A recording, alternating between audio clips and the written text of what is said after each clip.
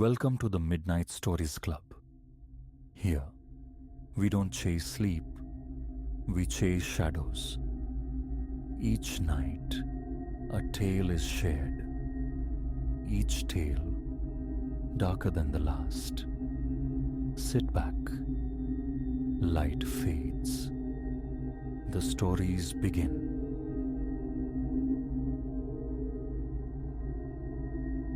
The tidy world I inhabited, the one governed by reason and predictability, fractured irrevocably 3 weeks ago. I find myself endlessly circling the event in my mind, a morbid orbit around a moment of impossibility, seeking a logic that refuses to coalesce. Perhaps committing it to words will impose some order, though the hope feels thin. I know what transpired. Fenrir knows, and the scars etched into my floorboards remain irrefutable testament. It began on an unremarkable Tuesday evening. I was adrift in the living room's dim comfort, the television murmuring inanities while my thumb traced patterns on my phone's glass screen. Fenrir, my stalwart German shepherd of 4 years, occupied his customary corner bed, a monument to canine repose. Utterly typical. He's a creature of profound calm, this dog rescued from the anonymous confines of a shelter 3 years prior. In all that time, his bark was a rare currency, spent perhaps 5 times. Once startling a wake to a delivery driver, twice in brief fury at trespassing squirrels, once against the percussive violence of a thunderstorm, and a single, sharp alarm when the smoke detector shrilled its false warning. That was the sum of it. The shelter confirmed his innate tranquility. It was his nature. Around 8:30, the wind began its autumn lament against the house. I noted the time idly on my phone, contemplating an early retreat to bed. Tree branches, skeletal fingers in the dusk, scraped a dry rhythm against the window panes. The lights gave a nervous flutter once, twice, then surrendered, plunging the room into profound darkness. Annoying, but hardly unprecedented. Power failures are woven into the fabric of rural living. My phone screen became a small beacon as I continued scrolling, deciding to grant the grid a few moments before excavating flashlights from their drawer. That was the precise instant Fenrir's head snapped up. Ears pivoted forward, his powerful body instantly rigid, a statue carved from shadow and tension. His gaze locked onto the far corner of the room, the one dominated by the cold, unused brick hearth. I followed his stare. Nothing but deeper darkness, familiar shapes rendered ambiguous. "What is it, boy?" I murmured. He remained utterly still, oblivious to my voice, his focus unwavering. A bristling ridge of fur rose along his spine. Then came the sound, a growl. It wasn't merely a growl, it was an ancient vibration, dredged from some primal depth within him, a sound that bypassed thought and resonated directly with my own oldest fears. It froze me where I sat. Fenrir never growled. Not at boisterous neighborhood dogs, not at wary strangers, not at sudden noises. Never. I swept the phone's weak light towards the corner. Emptiness. Just the hearth's cold brick, a leaning tower of neglected magazines, the intricate lacework of cobwebs I perpetually intended to vanquish. Nothing to provoke such a reaction. Fenrir. "Easy," I tried, my voice emerging thin, a pale imitation of reassurance. He rose to his feet, the growl intensifying, rumbling like distant thunder. I saw the gleam of his teeth, a formidable display. His tail was ramrod straight, legs braced, every muscle seemingly coiled into knots of potential energy. Then, The barking erupted. Not the contained barks I knew. This was a raw, frantic outpouring, furious, desperate, laced with sheer terror, as if he confronted an unimaginable foe. The sound hammered against the walls, engulfing the small house. I had never conceived of such a sound emanating from him. Scrambling upright, I stumbled in the sudden blackness. "Fenrir, stop it!" He paid me no heed, continuing his violent vocal assault on the empty corner, backing away incrementally, lowering his stance. A chill permeated the room. Not a metaphorical chill, but a literal biting cold, as if a portal to some glacial realm had opened. My breath plumed white in the phone's beam. Fenrir's barks twisted into something horrifying, a hybrid roar and scream. He lunged, jaws snapping at unseen air, retreated, lunged again, a frantic dance with an invisible adversary. Then I heard it, scratching. Not Fenrir's claws on the floor, but emanating from the corner. A sound like nails dragged across wood, yet deeper, harder, resonant, setting my teeth on edge. My phone abruptly died. Absolute darkness descended, suffocating. Only sound remained. Fenrir's desperate battle cries, the escalating rasp of the scratching, the glacial air searing my lungs. I was rooted to the spot, a useless spectator while my dog fought for us both in the crushing black. The scratching intensified, moved closer. Fenrir's barks became strangled yelps. I heard the sickening snap of his jaws closing on nothing, a guttural snarl, and then another sound, slick, like wet leather being stretched taut, hideously organic.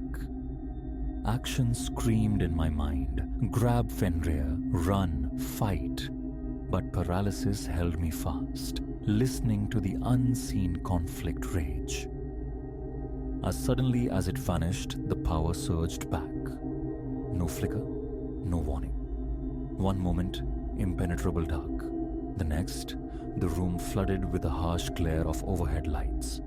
Fenrir stood before the fireplace, chest heaving, still poised for combat. But the corner was empty. No intruder, human or animal. Nothing. "Fenrir," my voice cracked. "Come here, boy." He remained frozen for a long beat. Then slowly, the tension bled from his frame. He turned towards me, and his eyes. I had never seen such a look in them. A haunted knowing, as if he'd gazed upon something no living creature should witness. He padded over, pressing hard against my legs. He was trembling. Fenrir, my stoic, unflappable companion, shook like a terrified pup caught in a tempest. That's when my gaze fell upon the floor. Deep gouges marred the hardwood, 4 parallel furrows dragged across the grain, each roughly 8 inches long, the wood around them splintered, torn. These were no incidental scratches from canine claws. They were wider, deeper, and disturbingly. The edges looked burnt, seared as if by intense heat. Keys materialized in my hand. Fenrir needed no urging. He was already a taut silhouette at the door. We spent that night in the sterile anonymity of a motel. The following morning, bathed in the harsh light of rationality, I tried to dismantle the experience.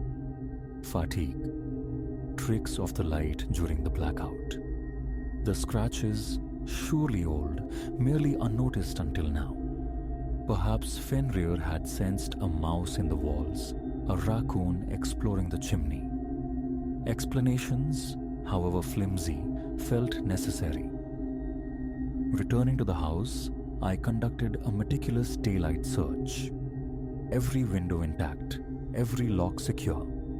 No muddy footprints, nothing obstructing the chimney flue.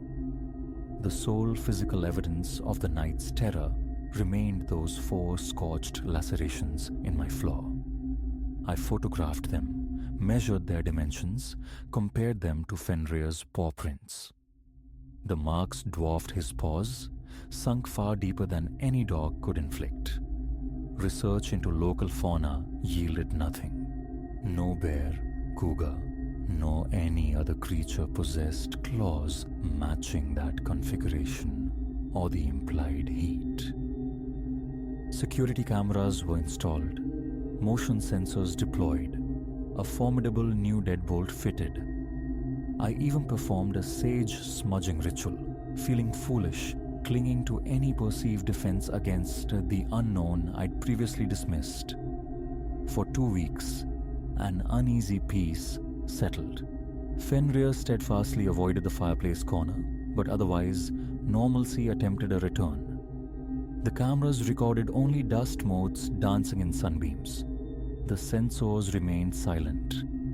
I began to breathe easier, chiding myself for succumbing to primal fear. Then, last night, the familiar plunge into darkness. Fenrir began growling before the lights had fully died. No hesitation this time. I grabbed him, snatched my keys, and we were fleeing in the car before whatever resided in that corner could fully manifest. I write this entry from another motel room, the antiseptic smell failing to mask the lingering scent of fear. Fenrir lies pressed against my thigh, a furry anchor in a sea of dread. He hasn't truly rested, his head lifting every few minutes, ears pricked, scanning the room's corners. So far, silence. This morning, I contacted a realtor. The house goes on the market immediately.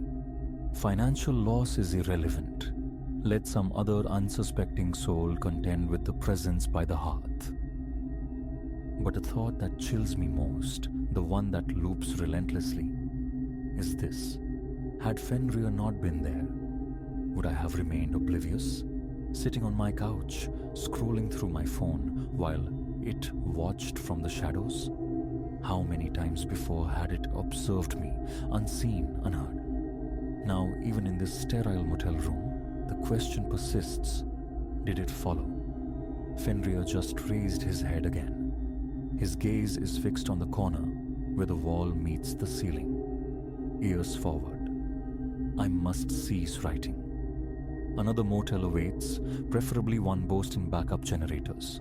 Every corner in every room is now subject to my scrutiny. Yours should be too.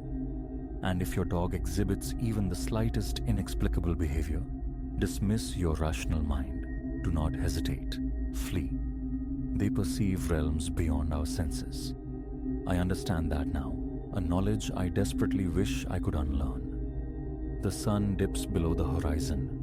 Fenrir is rising. The fur along his spine stands erect. We have to leave. Now. 3 days later. I hadn't intended to add more, but a recent encounter necessitates documentation. We've become nomads, migrating between motels, different sectors of the city each night. Fenrir finds no peace, his vigilance a constant, low growls rumbling at unoccupied spaces. Last night, refueling the car, I ran into my neighbor, Carl. He inquired about my absence, his expression laced with neighborly curiosity. I offered a vague excuse about renovations, unwilling to voice the madness. He grew somber. Had I experienced any difficulties at the house? He confessed he'd been meaning to approach me, hesitant to cause alarm. The story spilled out. The couple who sold me the house 3 years ago, they too owned a dog, a large, powerful Rottweiler. Carl recalled their abrupt departure one night, possessions hastily loaded, vanishing without fanfare. The reason had always puzzled him. Did he know the current whereabouts? He did. They remained local. An address procured, I drove there this morning. A woman answered my knock, her face draining of color, as I identified myself as the current owner of her former residence. "The corner?" she whispered, her voice barely audible. "By the fireplace." Her Rottweiler succumbed to a massive heart attack, the veterinarian concluded 2 weeks after they fled the house. But she shared the truth, hushed and fearful. During a power outage, her dog had ferociously battled something unseen in that very corner. The scratches it left behind were identical, she confirmed, to the ones now scarring my floor. They had relocated 4 times since selling the house. Each new dwelling, the entity followed. Each new dwelling witnessed power failures, the dog's frantic barking at corners, the reappearance of those distinctive, scorched marks, until the dog died. Then, the phenomena ceased. The door closed gently in my face. Muffled sobs echoed from within. This entry is penned from the driver's seat of my car. Fenrir occupies the back, his gaze fixed on the receding streetscape. We drive north, destination unknown, simply putting distance between us and that house, that corner. The sun bleeds into the horizon. The fuel gauge dips towards empty. A stop is imminent. Fenrir is growling again, low and steady. I harbor no illusions that mere mileage guarantees escape. The previous owner moved across town, and it found her. Yet, perhaps extreme distance. It feels like the only gamble left.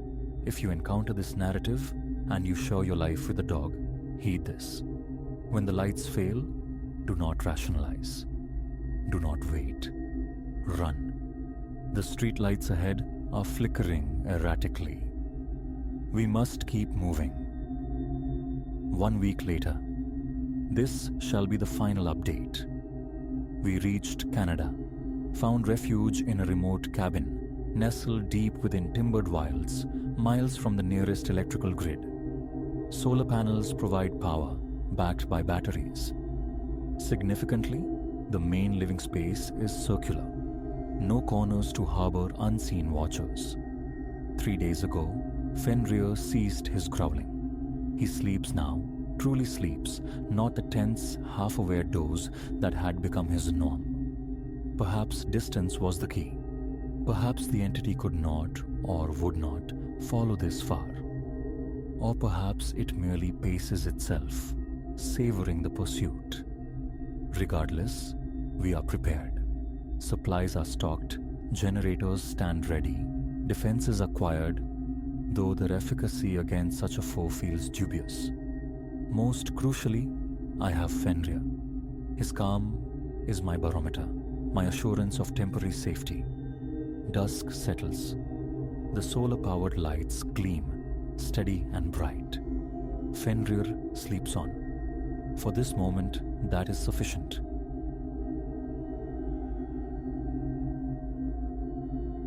A rigidity seized me, the first time those stifled lamentations bled from the locked chamber down the corridor. Elsewhere, the house breathed its usual quietude. The kitchen steeped in shadow, the living room inert, the passage lamp humming its familiar, frayed tune. Yet that night, a low, throttled grief resonated from behind that particular door, prickling the fine hairs along my forearm into sharp relief. Months had elapsed since I'd last troubled that threshold, a space perpetually disregarded, secured by lock and key, its existence acknowledged only by its absence of use. But the sounds gnawed, insistent, compelling me toward it, keys jangling a discordant note in my suddenly unsteady grasp.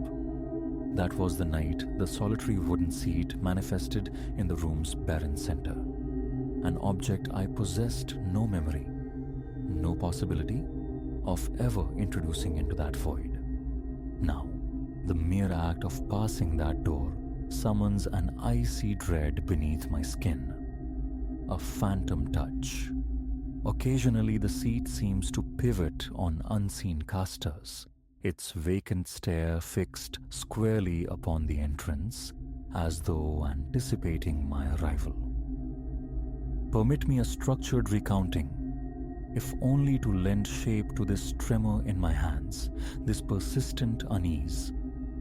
This dwelling became mine some years past. 2 modest bedrooms, a serviceable kitchen, a compact living area. Working often from the quiet solitude of home, the notion of a dedicated study seemed practical, logical. Yet upon settling in, an inertia regarding that specific chamber took hold, a profound disinclination to claim it. An indefinable quality within its 4 plain walls repelled me. Stark white plaster absorbed the light. Inexpensive tiling radiated a subtle chill underfoot, and a single window gazed blankly onto the indifferent street. Each entry seemed to plunge the ambient temperature. A palpable cold clung to the air, distinct from the rest of the house. Initially left ajar, hoping familiarity might dispel the feeling, the door soon remained perpetually locked, its purpose nullified by this intrinsic aversion. The spare key resided, forgotten, within a cluttered kitchen drawer, an inert piece of metal, until the night the sounds began. It was late, nearing the 11th hour, the television murmuring forgotten dialogue into the living room's dimness. Then, a muted percussion, a dull thudding against the quiet, like a fist striking yielding flesh. Pipes, perhaps. The groanings of an old house settling into the cool night air. Or maybe the neighbor through the thin wall, restless, but the sound transmuted, thickening into something resembling stifled sobs, a choked, rhythmic keening that scraped along the nerves. Silence descended as I muted the screen, straining my senses toward the source.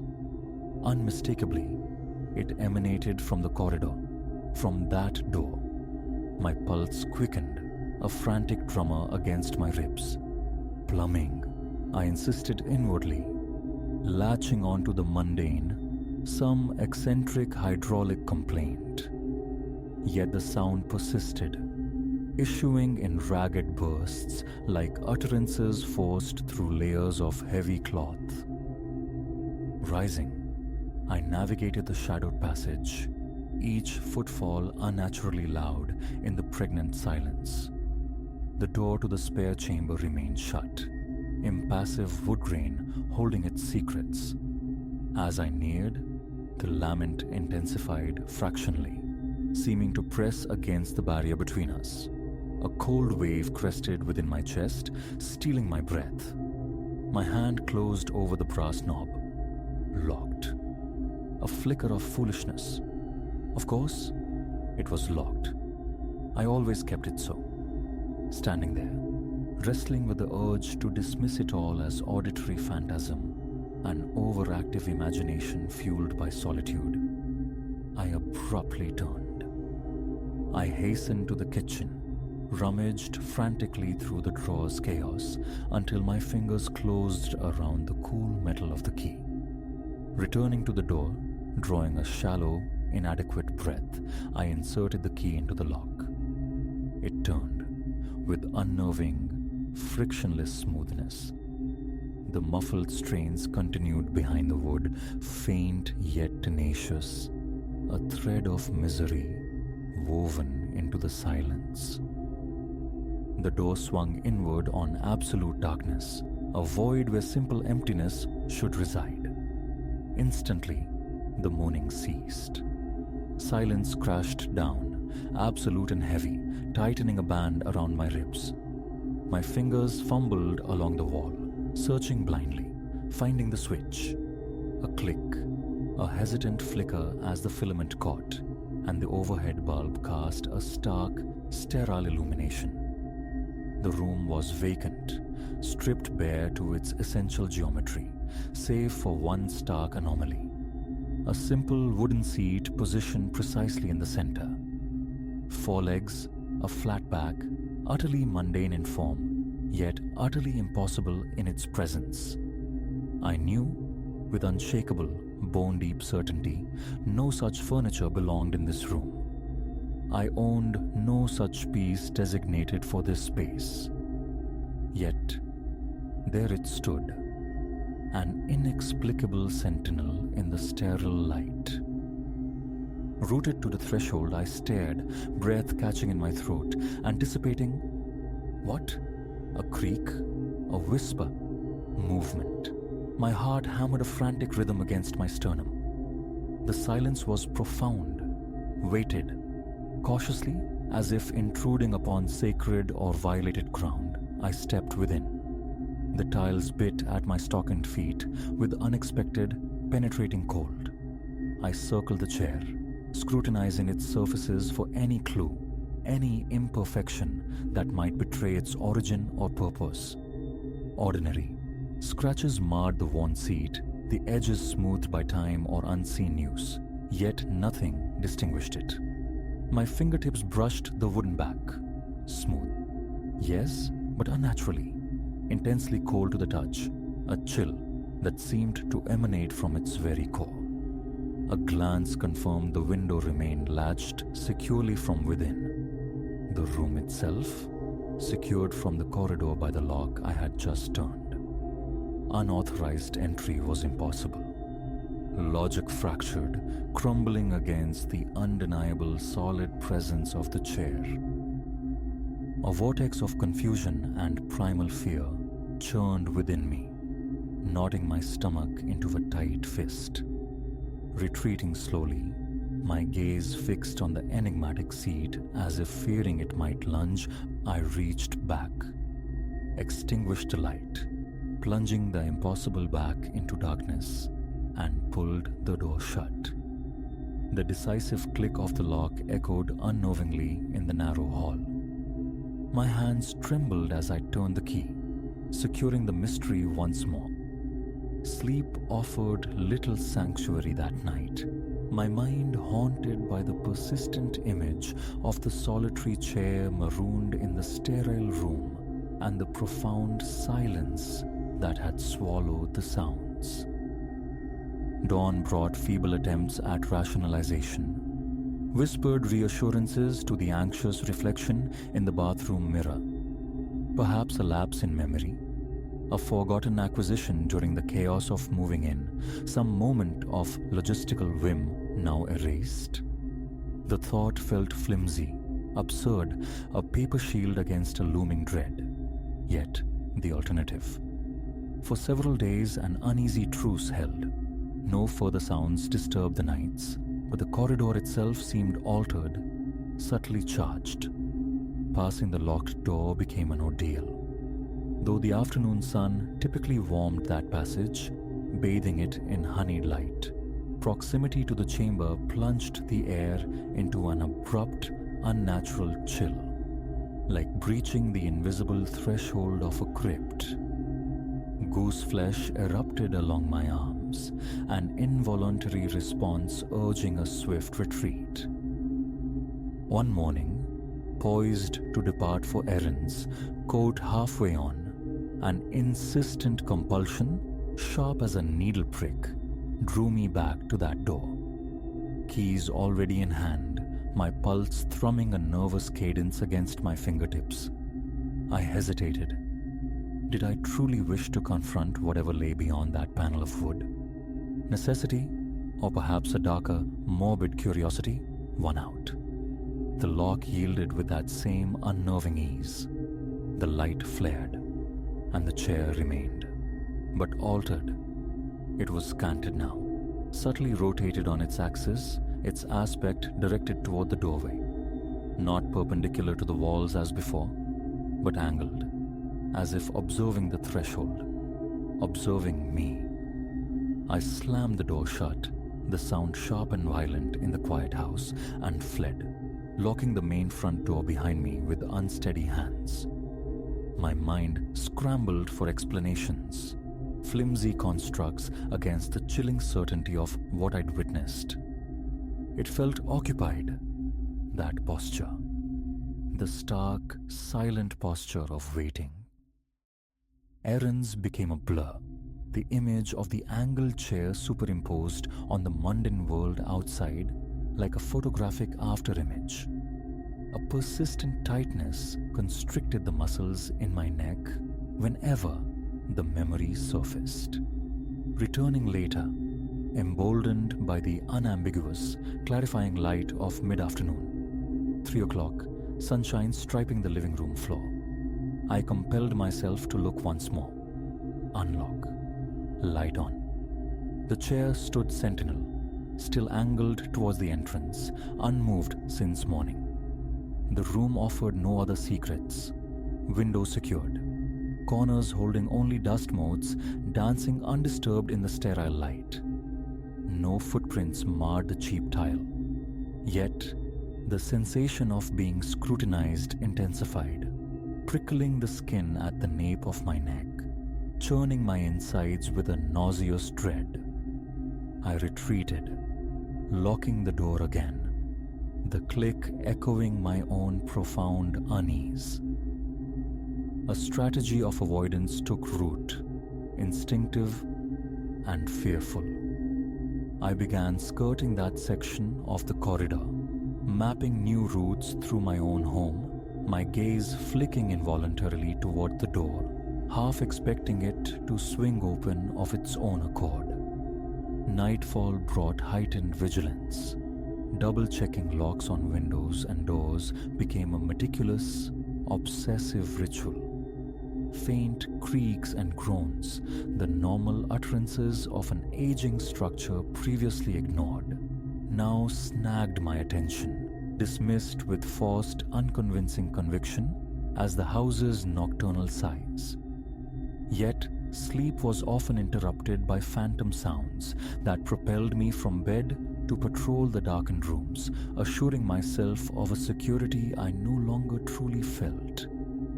A constant, humming tension settled deep in my muscles, an unwelcome companion shadowing my days and nights. Perhaps a week passed in this strained quietude before a new disturbance broke the uneasy pattern. Drifting toward sleep, suspended in that liminal space, a single, sharp thump resonated from the hallway. The distinct, percussive impact of something solid hitting the floorboards. My own heart gave a sympathetic, painful jolt. Eyes wide in the darkness, fixed on the pale rectangle of my bedroom door, I lay motionless, straining to hear more. Silence returned, thick and watchful, pressing in. Reluctantly, heart pounding a heavy rhythm, I slipped from bed, crept into the passage. The spare room door stood impassive, closed. My hand reached for the knob. Startlingly cold, colder than the surrounding air, colder than inert metal should be. I tested it, locked, solid. Pressing my ear to the wood yielded nothing but the frantic thrum of blood rushing in my own ears. Retreating to bed, sleep remained elusive. My thoughts circling the inexplicable event, the cold knob, the locked door. Daylight brought a desperate need for external validation, for another pair of eyes to witness and perhaps dispel the growing horror. I contacted Elias, pragmatic, grounded Elias, a man tethered firmly to the rational world. I recounted the sounds, the sudden impossible appearance of the chair, its unsettling mobility. His laughter, though gentle, stung like a rebuke. Overthinking, he suggested kindly, letting imagination run wild in the quiet house. Come see for yourself, I urged, the plea raw in my own ears. He arrived that afternoon, bringing an aura of normalcy with him. I guided him directly to the locus of my anxiety. Unlocking the door revealed the chair, now seemingly returned to its initial neutral position, facing straight ahead, perpendicular to the walls. Elias stood at the threshold, arms folded, skepticism etched onto his features like faint lines around his eyes. He entered, circled the object with a critical air, rapped the walls, peered out the window, even briefly perched on the seat itself, testing its solidity. "Mate," he pronounced, his tone reasonable, final. "It's just a chair, probably left by the previous tenants. Easy to forget something like that in the mess of moving." Frustration simmered beneath my forced composure. I knew what I had experienced, the subtle shifts, the palpable wrongness, yet his logic was unassailable from his detached perspective. We shared a beer.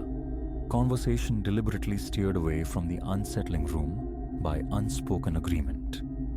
His departure at twilight left a temporary, fragile calm, quickly eroded by the persistent, localized chill that greeted me whenever I neared that door.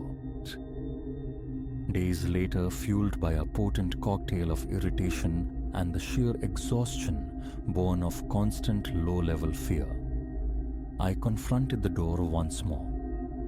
This time, the key met unusual resistance in the lock, a grating friction that hadn't been there before, as if the tumblers themselves were reluctant. Finally, it turned. Light flooded the room, revealing the most jarring transformation yet. The chair was now positioned facing the far wall, its back completely, deliberately turned to the doorway. A visceral revulsion crawled over my skin like insects. The air within felt stagnant, heavy with unspoken things.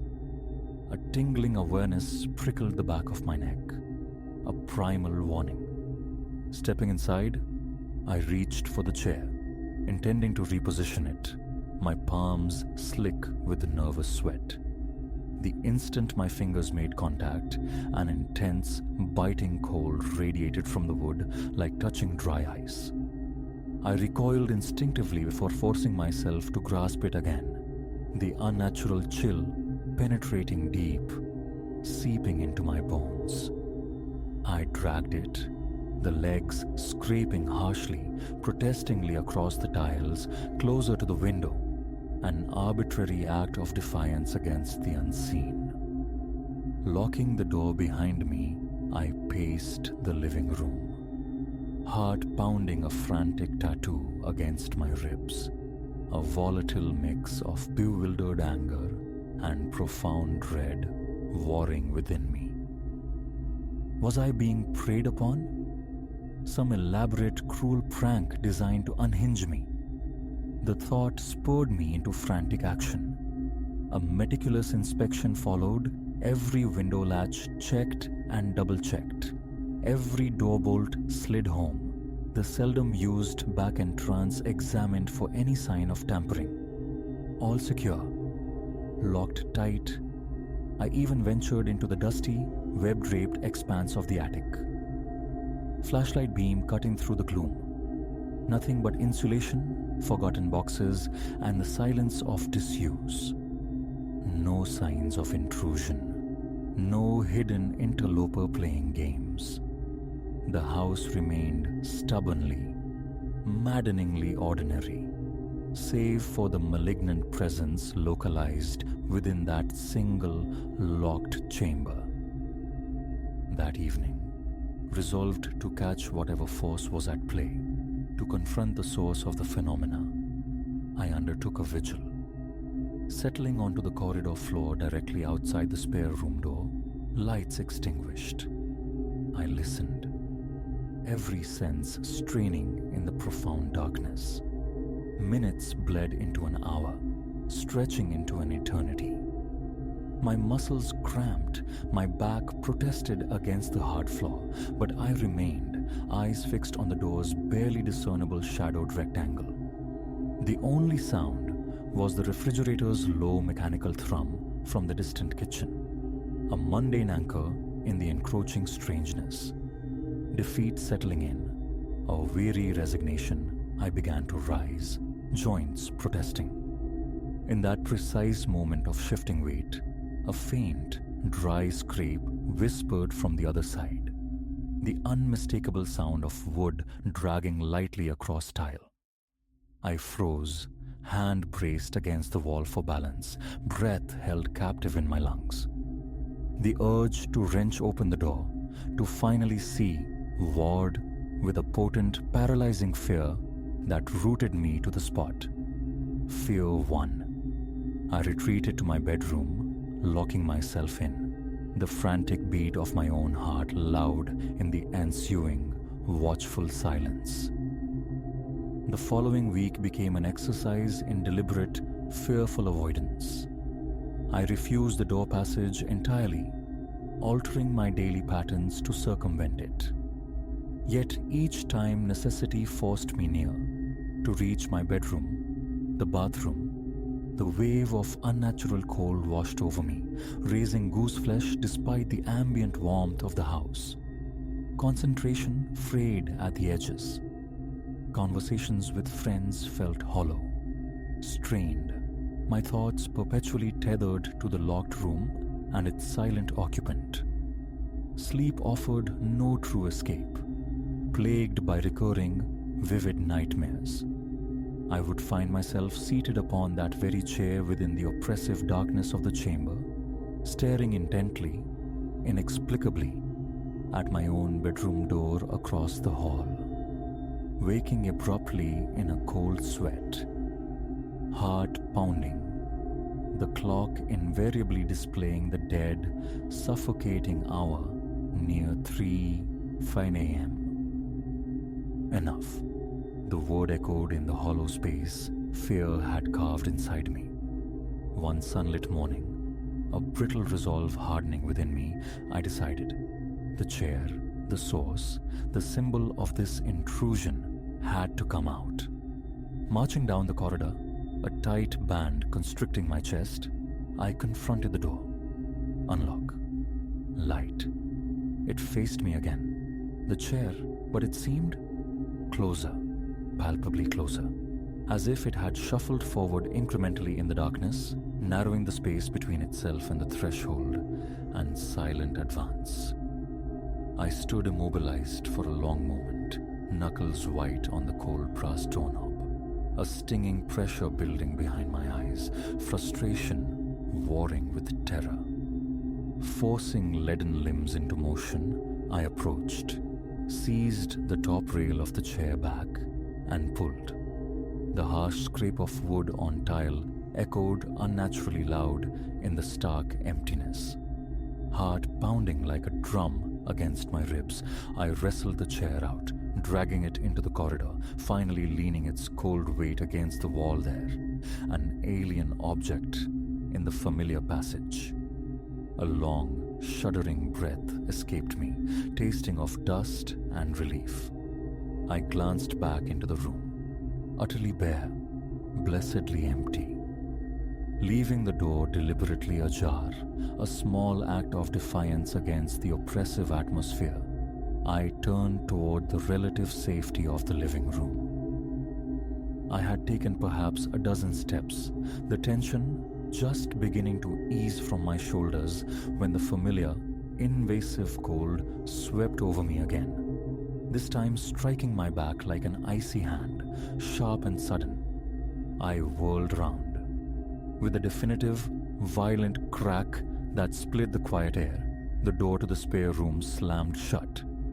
I recoiled, a strangled gasp escaping me, hands flying up reflexively as if to ward off a blow.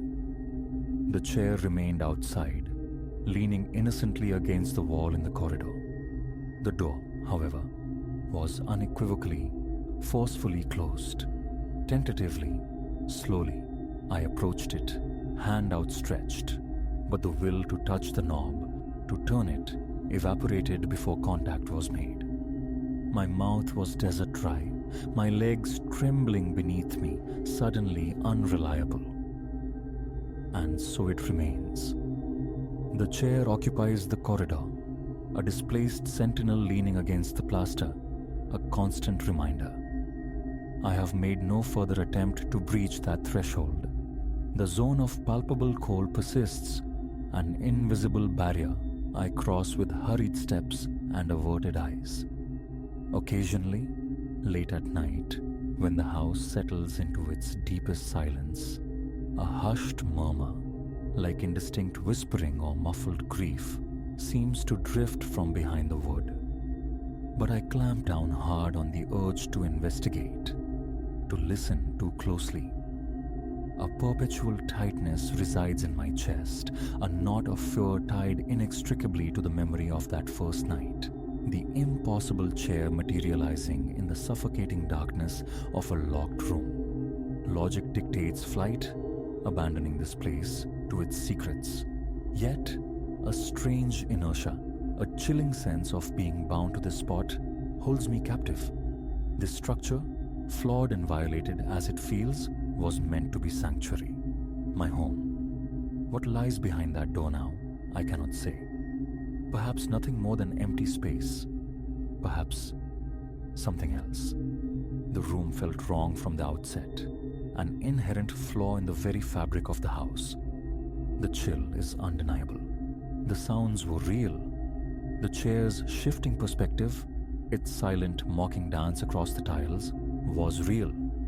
Understanding eludes me, and perhaps, deep down, I prefer it that way. For now, avoidance is my only strategy. That wing of the house is ceded territory, lost ground. Sleep comes fitfully, if at all, under the harsh, unwavering glare of electric lights, waiting, always waiting for the temporary reprieve of dawn.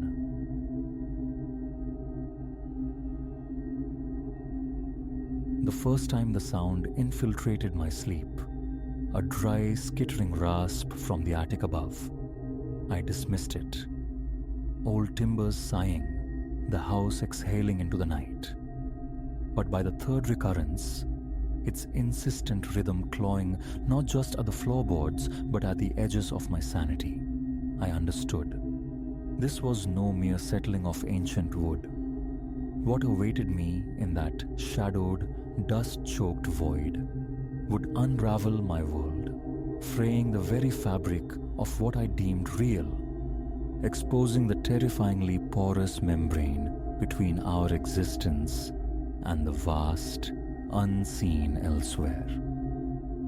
The prospect of inhabiting my Aunt Lyra and Uncle Silas's sprawling Victorian pile for a month while they toured the continent had seemed a godsend. Compared to my own constricted city dwelling, this house perched on the town's fringe amid a sentinel grove of oaks whose branches painted long, skeletal shadows upon the unkempt lawns promised sanctuary, a haven for the novel gestating within me. Yet, from the instant I crossed the threshold, an unsettling stillness clung to the air, thick with the cloying perfume of naphthalene and decaying paper. As my footsteps echoed on the protesting staircase, luggage thumping behind me, the distinct prickle of unseen eyes followed. Nerves, I reasoned, the house's unfamiliarity breeding phantoms. 2 days melted into a comfortable cadence. Mornings devoted to weaving words, afternoons lost exploring the home's labyrinthine corridors and the whispering grounds. Then came the third night, shattering the calm. I surfaced from dreams abruptly, pulled taut by that sound overhead, a faint yet distinct scratching, like talons worrying at aged timber. Disoriented, blinking in the gloom, I registered the bedside clock's luminous digits. 3:17 a.m. The dead hour, some forgotten corner of my mind whispered. Nothing. I breathed into the oppressive silence, burrowing deeper beneath the duvet. A squirrel, perhaps. A stray branch. But stillness offered no comfort. Listening, straining against the dark, I heard the scratching intensify, its cadence sharpening, gaining a disquieting deliberation. Not animalistic, not random. It felt purposeful, a summons from the suffocating dark above. Sleep became a forgotten country.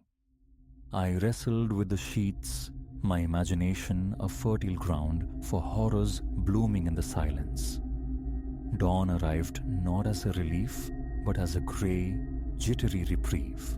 Every floorboard's complaint, every sigh of wind against the eaves sent jolts through my frayed nerves.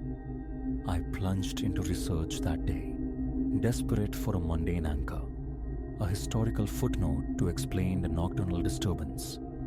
The house, however, offered only unremarkable longevity. Generations of quiet lives lived within its walls, devoid of tragedy or whispered scandal.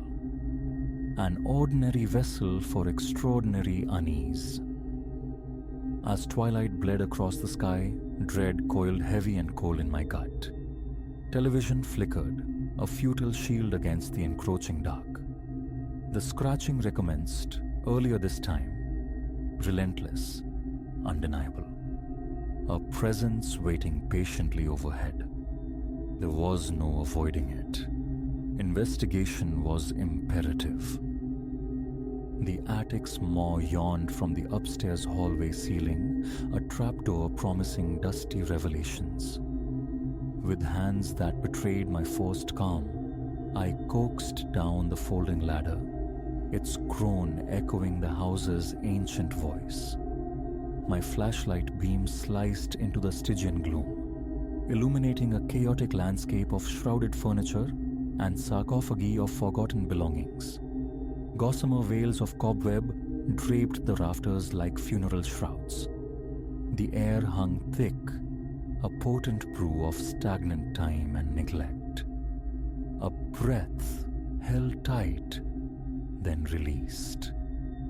I ascended, the frantic thrumming of my own heart, a deafening drum against the silence, surely audible to whatever shared this sequestered space. Initially, the beam revealed only predictable detritus, the sediment of lives layered thick with dust. Then, swinging the light's arc, a peripheral flicker, metallic luster winking from behind a bulwark of cardboard boxes. Picking my way through the clutter, heart hammering a frantic rhythm against my ribs, I displaced the boxes. There, impossibly, was a door. Diminutive, exquisitely carved, set flush into the plaster wall, its brass handle filmed with the verdigris of profound age. It radiated incongruity, a portal ripped from a grim tale and sutured awkwardly into the mundane fabric of a suburban attic. Hesitantly, I reached. The instant my fingertips grazed the cool metal, the scratching erupted anew, sharp, frantic, undeniably behind. The impossible door. My hand recoiled as if burned. A choked gasp escaped me. This defied logic, architecture, sanity. The house possessed no external annex, no conceivable space for such a chamber. Yet, defying the primal scream in my skull, urging retreat, I gripped the tarnished handle, turned it. With a low, protesting moan, the small door swung inward, opening onto a darkness so absolute it seemed to possess physical weight, extinguishing the torch beam at its threshold. The scratching ceased, replaced by a silence more profound, more terrifying. I leaned in, squinting, attempting to penetrate the void, and then I felt it, an icy exhalation against my cheek, carrying a scent simultaneously ancient and cloying. Decay laced with a perverse, nauseating sweetness. Hello? The word was a threadbare whisper, lost in the sudden vastness. Is anyone there? No voice answered. Instead, a violent surge of frigid air slammed into me, extinguishing my light, staggering me backward. Too late. Awareness had dawned on the other side. Something stirred. A sound preceded sight. A wet, chitinous rustling, a fluid slithering that raised gooseflesh along my arms. Then, from the absolute black, they flowed. Not walking, but pouring, like animate smoke coalescing into shapes vaguely resembling the human form, yet fundamentally wrong. Dozens. Their movements defying the familiar laws of motion, spilling silently from the impossible aperture. A scream lodged, frozen, in my throat. My limbs refused command, locked by a primordial terror eclipsing all previous fear. They encircled me, these tenebrous figures, their blank surfaces somehow radiating an insatiable, soul-deep hunger. One drifted closer, an arm extending, elongating with impossible fluidity. Icy, static-charged fingers brushed my skin. In that instant of contact, comprehension flooded me. Not thought, but raw, visceral knowledge. Worlds laid upon worlds, realities nested like infinite, translucent skins. And within these hidden strata, these beings, watchers, patient, eternal, their claws perpetually scraping at the fragile partitions between dimensions. The sheer weight of the visions threatened dissolution, my consciousness fracturing, scattering like dust. Just as oblivion beckoned, a shrill, mundane sound sliced through the cosmic horror. My mobile phone, ringing insistently from the bedroom below. The connection snapped. I inhaled sharply, lungs burning as if surfaced from crushing depths. The figures recoiled, a tide of shadows receding towards the dark doorway. No second thought needed.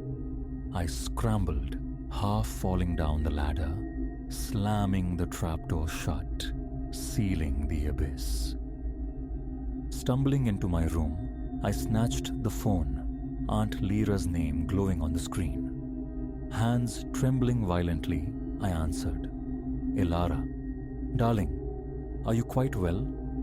Her voice, laced with genuine concern, was an anchor. I had the most peculiar sensation that something wasn't right. My mouth opened, the truth clawing its way up, but the words died, stillborn. How to articulate the impossible? Who would lend credence to such a tale? I'm fine, Aunt Lyra, I managed, my voice a ragged imitation of normalcy. Just a nightmare, I suppose. We spoke for a few minutes, the familiar cadence of her voice a temporary balm, grounding me. Yet, even as we exchanged pleasantries, I knew. The world had tilted on its axis. Shadows seemed deeper now, the very air electric with unseen potential. After hanging up, I sat numbly on the edge of the bed, the encounter replaying in hallucinatory detail. Flight screamed loudest in my mind. Pack, flee, never look back. But beneath the terror, a darker seed had taken root. Curiosity, stark and terrifying. What were they? From whence did they emerge? And why this house, this unassuming vessel on the edge of nowhere? The remainder of the night was lost to a frantic digital pilgrimage through obscure forums and shadowed corners of the web dedicated to the uncanny. There, amidst rambling accounts and cryptic warnings, I found echoes. Others who spoke of impossible portals, of doors appearing where none should be, of shadows that moved with chilling intent. As dawn painted the sky in bruised colors, a decision solidified. Leaving was no longer an option. Too many questions remained unanswered, humming beneath the surface of reality. I would stay. For now, I would seek to understand the truth behind the attic door, but not defenseless. The day was spent acquiring an arsenal born of folklore and desperation, Circles of salt, filings of cold iron, protective sigils drawn from disparate, half-remembered faiths. A scattergun approach against an enemy I couldn't comprehend. Night fell once more, and with it, inevitably, the scratching returned from above. Familiar, yet infinitely more menacing now. This time, I told myself, I was prepared. Clutching my makeshift wards, I ascended the ladder, steeling my resolve. Nothing, however, could have praised me for the sight that awaited. The small, ornate door stood wide open, and from the consuming darkness beyond, something was definitively coming through. Here, truly, my chronicle commences. It is the account of my conscription into a conflict waged across realities, of the strange bedfellows necessity forged and the chthonic adversaries I confronted. It speaks of cosmic dread intertwined with an unwelcome burgeoning within myself, of the razor's edge separating perception from madness. Above all, consider it a caution, whispered to any who might chance upon doorways misplaced in time and space, who hear that insidious susurrus in the dead of night that defies easy explanation. Tread carefully around thresholds. Be wary of what you awaken, for once the veil is rent, once you have glimpsed the vastness beyond, retreat is a forgotten luxury. The scratching is merely the overture.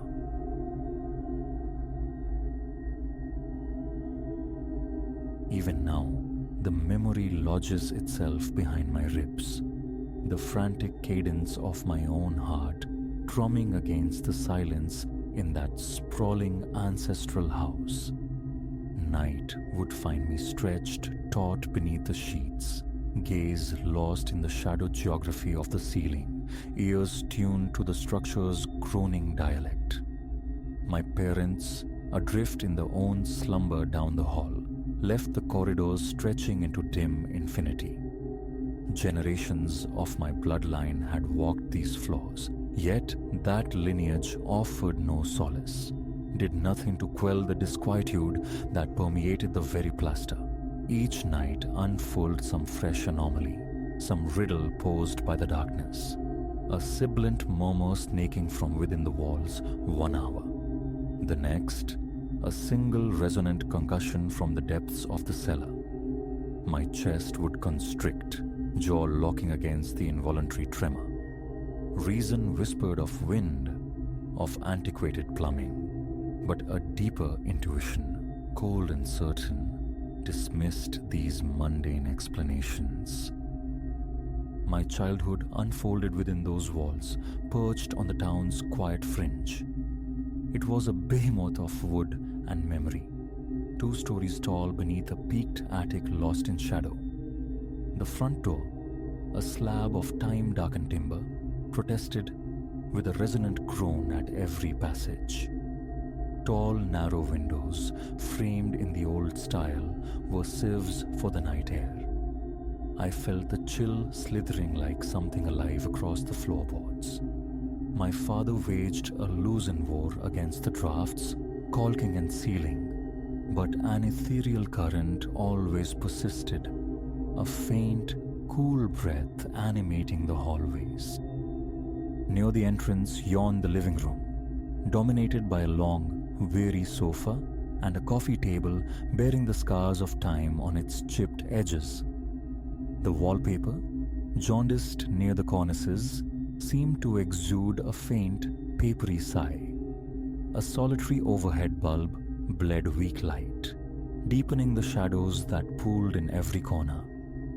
From there, a passage led to the dining room, its heart a substantial wooden table beneath a dusty chandelier that swayed in phantom breezes when the wind stirred outside.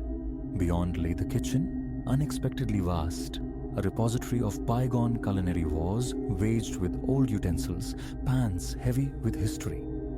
Open shelves lined the walls, dark wood cabinets brooding below. Ceramic tiles underfoot clicked and echoed with every footstep. The back door opened onto a modest yard, host to a solitary, skeletal tree and a gate consumed by rust, beyond which lay only an expanse of untamed grass bowing to the wind. My own room resided directly above this kitchen, on the second floor. Every drop spoon, every slammed cabinet door below resonated sharply through the floorboards into my sanctuary. My bed faced the window, and on nights pierced by moonlight, the skeletal silhouette of the yard tree became my reluctant sentinel. The remainder of the upper level was a labyrinth of elongated corridors, threading past spare rooms and the floor's sole bathroom. Doors hung imperfectly in the frames, prone to shifting with sudden drafts. Mornings often revealed them ajar, though I held no memory of leaving them so. But the nocturnal acoustics were the true torment. Footfalls ascending the stairs. The treads, ancient wood, cried out under any weight. I knew the familiar percussion of my parents' movements, my father's heavier, deliberate, my mother's lighter, quicker. Yet sometimes, swallowed by the deepest hours, a different rhythm emerged. The boards would whimper slowly, deliberately, as if under the tread of someone measuring each careful step.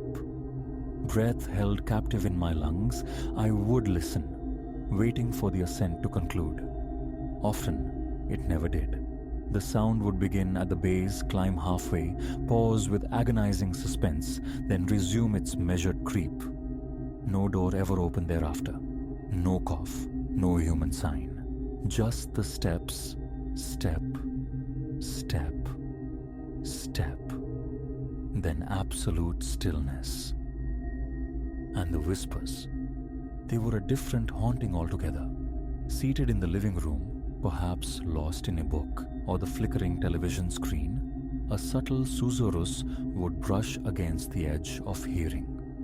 Not words precisely, but a soft, continuous, sibilant stream, like secrets shared just beyond comprehension. Rising, I'd press my ear to the cool plaster.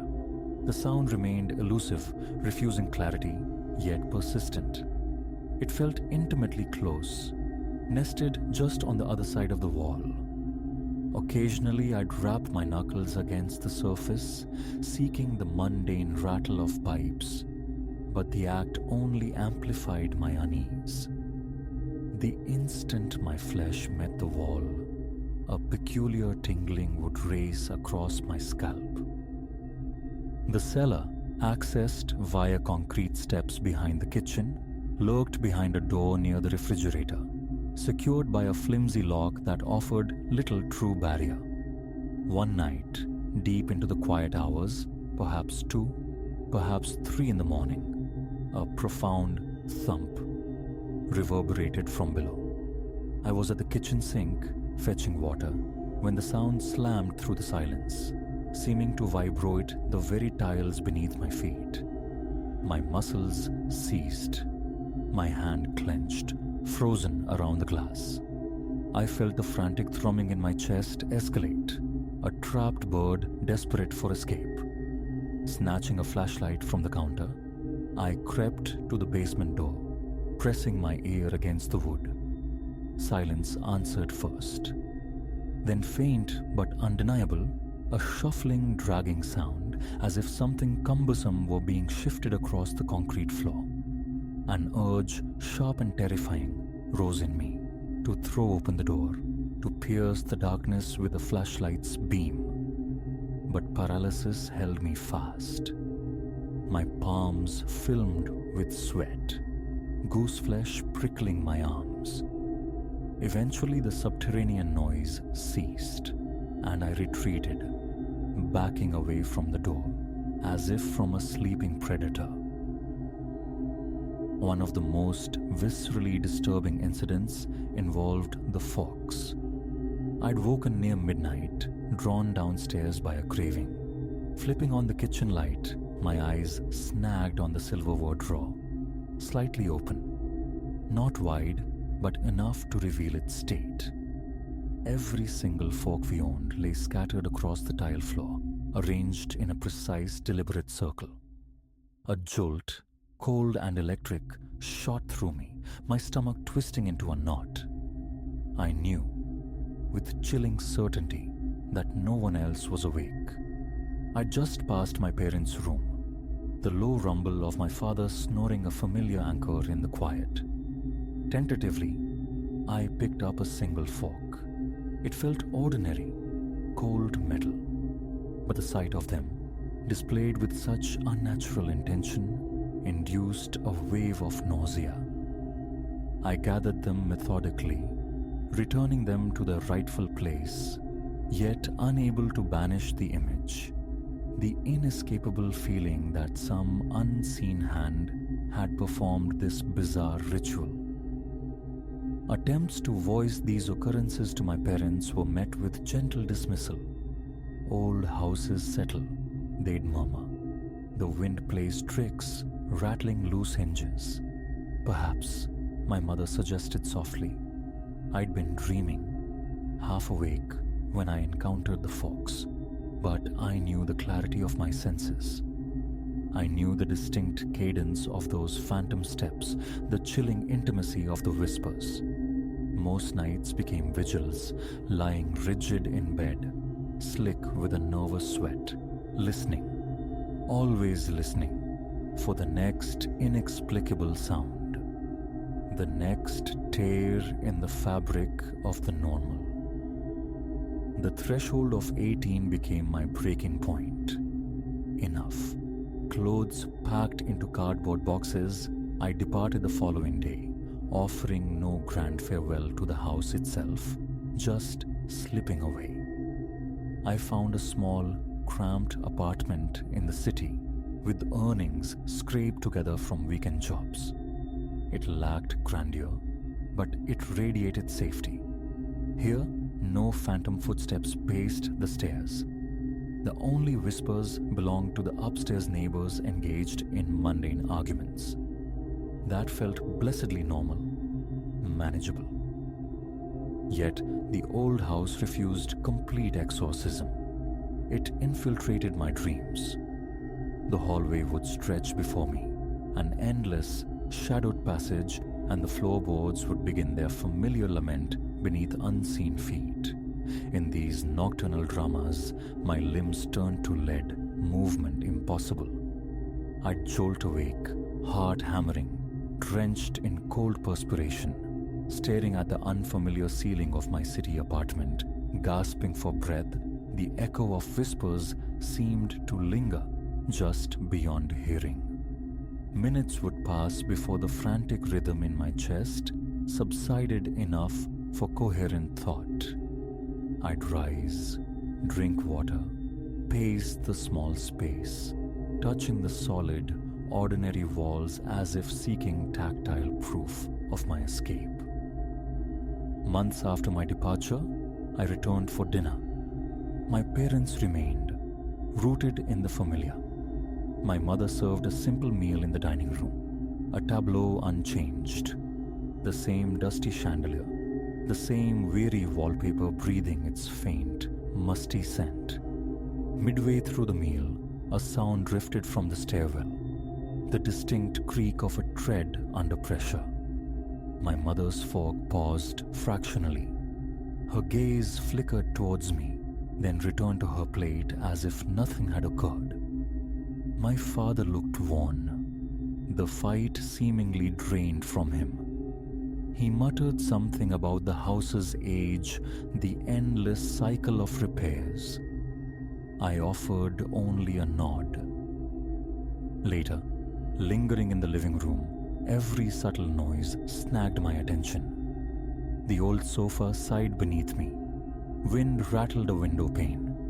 When a faint, whisper-like sound emanated from the wall, I forced myself to attribute it to the breeze.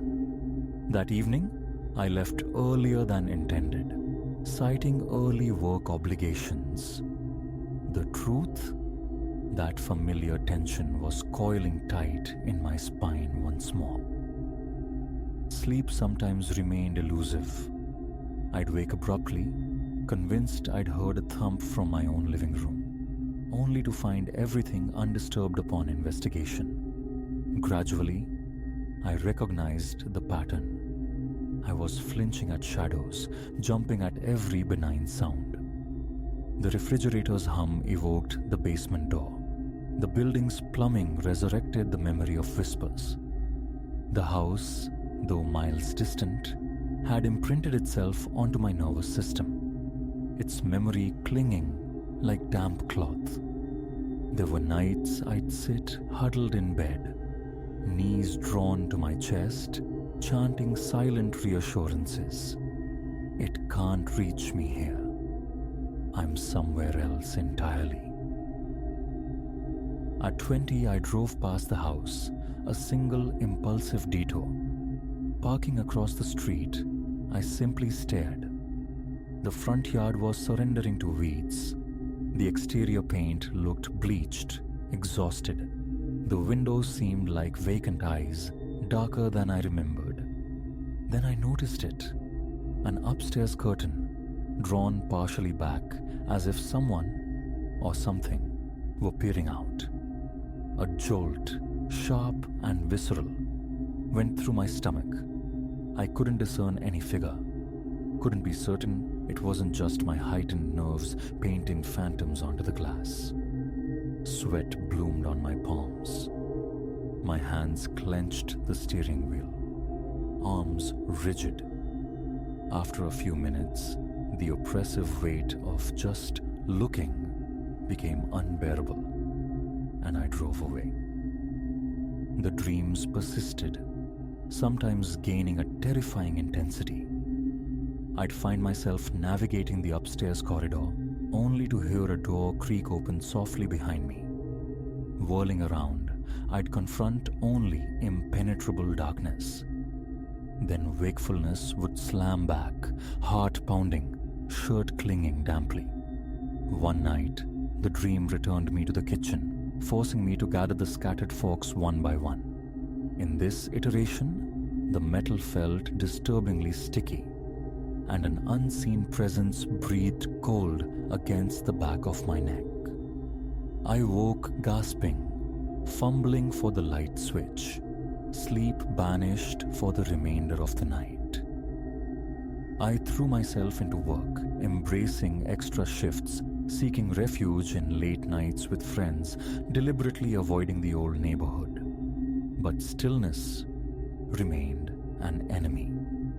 In quiet moments, the memories surfaced unbidden. The ominous cellar door, the whisper of the sliding silverware drawer, the pervasive, inescapable dread. A sense of foolishness sometimes washed over me, safe in my own space. Yet my body reacted as if still trapped within those unsettling walls. Eventually, I broached the subject again with my mother. She admitted quietly that my father too heard inexplicable noises in the dead of night. Sometimes he rose to investigate, she confessed, but never found a source. They'd contemplated moving, but the weight of family history, the house's long tenure in our bloodline, held them captive. I didn't argue. I understood their attachment, their sense of stewardship, but the thought of ever residing there again sent a chill cascading down my spine. Over time, I cultivated a fragile truce with the past. I began constructing rationalizations. The noises were merely the groans of old timber, the shifting complaints of the foundation. The whispers, perhaps peculiar, acoustics, wind funneling through hidden cavities in the walls. The forks on the floor, a faulty drawer mechanism maybe. I recited these explanations like mantras, yet a core part of me remained unconvinced, remembering the palpable presence felt while gathering those fogs, recalling the measured, unnatural rhythm of the stair climber who never arrived. The memory of that visceral tension in my chest refused to fade entirely. People sometimes inquire, cautiously, about my belief in the supernatural. My answer is always hedged. I don't know. I only know the texture of my experience within that house. I offer no embellishments, no tidy theories. I simply state that phenomena occurred there which defied my understanding. Phenomena that elicited a fear profoundly real, physically manifest, hands shaking, mouth dry as dust, mind racing with questions that dissolved into the shadows. Even now, years removed, the dreams still ambush me. I wake, convinced I hear the faint creak of a floorboard nearby. I pad into my own kitchen, compelled to check the silverware drawer, half expecting the gleam of forks scattered across the floor. They are never there. The kitchen remains empty, silent, blessedly mundane. Yet, this reassurance doesn't stop the film of sweat on my forehead, nor does it untwist the knot in my stomach. I draw a deep breath, anchor myself in the present. I am far away, and return to bed. In the darkness, my thoughts inevitably drift back. Those corridors, those whispers, those inexplicable footsteps. I try to populate my mind with ordinary concerns, work deadlines, weekend plans. Eventually, sleep reclaims me, carrying with it the fervent hope that the house will remain absent from my dreams, at least for a while. The thought of confrontation has surfaced, spending a night there again, perhaps, to face the sounds, to prove their harmlessness. But each time the notion arises, my chest constricts preemptively. I picture myself lying in that familiar upstairs bedroom, the wind sighing through the corridors, and the suffocating certainty of not being alone floods back, even in the absence of any visible presence. The decision is always the same. No. The potential cost of reawakening that specific terror is too high. My parents still inhabit that space. The house they maintain is too deeply woven into their identity to relinquish. I visit, confining my presence to the daylight hours, never staying past sunset. They don't press me to linger overnight. A silent understanding I appreciate. We share dinner, converse in the living room's faded grandeur, and then I depart. Walking towards my car, I feel the house's presence at my back, a palpable weight that makes the hairs on my neck prickle. The last thing I desire is to hear those stairs begin their slow lament while I am within earshot. To this day, the full measure of those experiences remains beyond explanation. I can only attest to their reality, to the indelible mark they left upon me. If I close my eyes, even now I can summon the slow, deliberate tread on the wooden steps. I can visualize the precise section of wall from which the whispers seemed to breathe.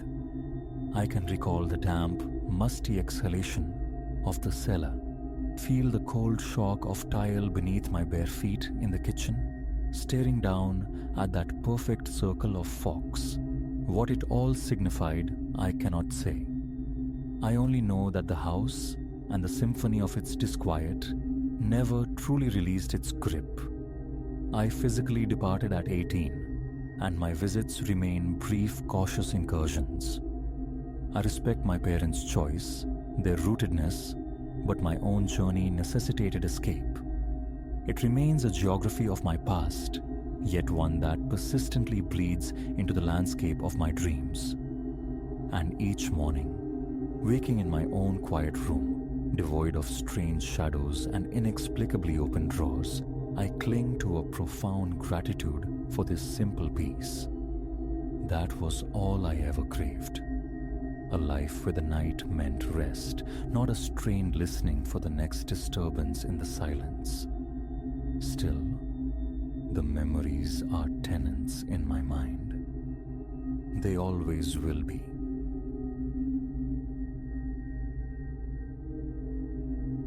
Memory clings to that particular night bus ride, a phantom chill crawling my skin even now.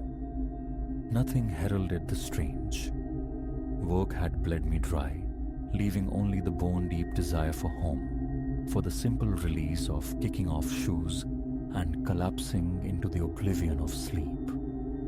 The city streets murmured their late-hour secrets. The sky hung like bruised flannel overhead, while storefronts blinked blearily, weary sentinels along my route. I reached the stop, a lonely post under a sputtering lamp, knowing this chariot was the last heading my way.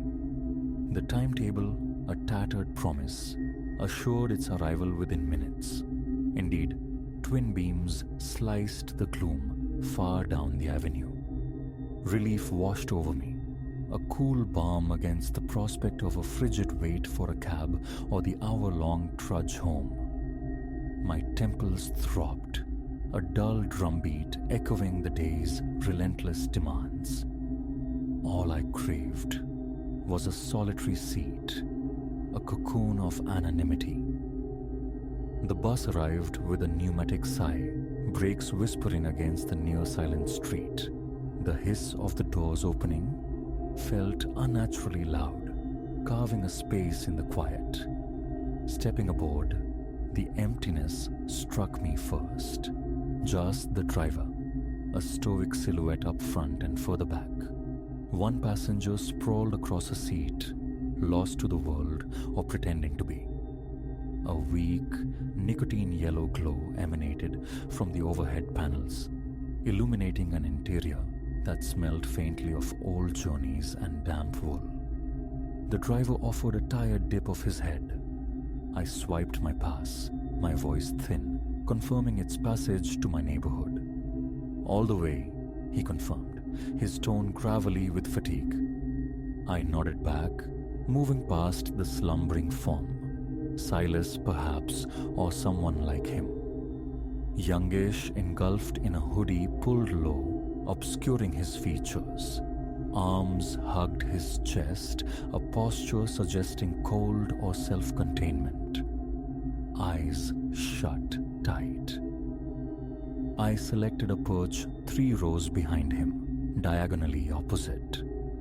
Near enough not to feel utterly isolated in the cavernous rear, far enough for comfort. Late-night buses possess their own peculiar spectral quality when sparsely populated. The vinyl seat groaned beneath me as I settled, pressing my forehead against the cool glass. Outside, streetlights drifted by like distant, indifferent stars, leaving stretches of pavement steeped in shadow. My eyelids felt weighted with sand. The day replayed in fractured images, ringing phones, mounting tasks, a dissonant symphony of stress. Sleep tugged at my consciousness, a gentle undertow powered by the engine's steady thrum. My neck ached. The seat fabric rasped against my jacket. Occasionally, a rustle from Silas's direction broke the mechanical drone, the sound of fabric shifting, nothing more. My mind drifted, snagging on the usual debris. Unanswered emails, chores deferred, the promise of leftovers. Minutes dissolved. I hovered in that liminal space between waking and sleep, the peculiar trance induced by nocturnal transit. Then, a jolt, not physical, but psychic. A chill, sudden and invasive, slithered down my spine. Not the ambient cool of the bus. This was different, intimate. My skin prickled. My heart gave a startled leap. I rubbed my arms, trying to dispel the sensation, attributing it to the drafts or overtiredness. My gaze was fixed on the window beside me, reflecting only the dark ribbon of the street slipping past. My own face, a faint ghost superimposed upon it. Idly, seeking a different perspective, I leaned into the aisle, glancing towards the windows on the opposite side, and saw him, reflected in the glass across the way. Not Silas, not the driver. This face belonged to someone else entirely, someone older, a man perhaps 50, 60, crowned with thinning hair but possessing a thick, untamed beard. He stared directly at me from the dark pane, his reflection unavatingly clear. His eyes, dark and intense, seemed to pin me in place. I froze, breath caught. My immediate thought, another passenger, unseen until now. Impossible. I'd noted the emptiness upon boarding. Driver Silas, me. That was the census. My head snapped around, searching the physical space. The seat corresponding to the reflection was vacant. I scanned the length of the bus towards the rear. Rows of empty seats stared back. A frantic pulse hammered in my ears. My mouth went dry as dust. Blinking, rubbing my eyes, I fought the rising tide of disbelief. Exhaustion playing tricks? Slowly, cautiously, I returned my gaze to the window. The reflection was gone. Only the dim outline of the seat opposite, a sliver of my own face. A knot tightened in my gut. I slid forward, checked the front again. Mr. Henderson, the driver, remained focused on the road ahead, hands steady on the wheel. Silas hadn't stirred, his breathing slow and even beneath the concealing hood. Uncertain what else to do, I rose, my legs feeling strangely disconnected. Gripping the overhead rail, I made my way towards the driver. "Excuse me," I began, keeping my voice low.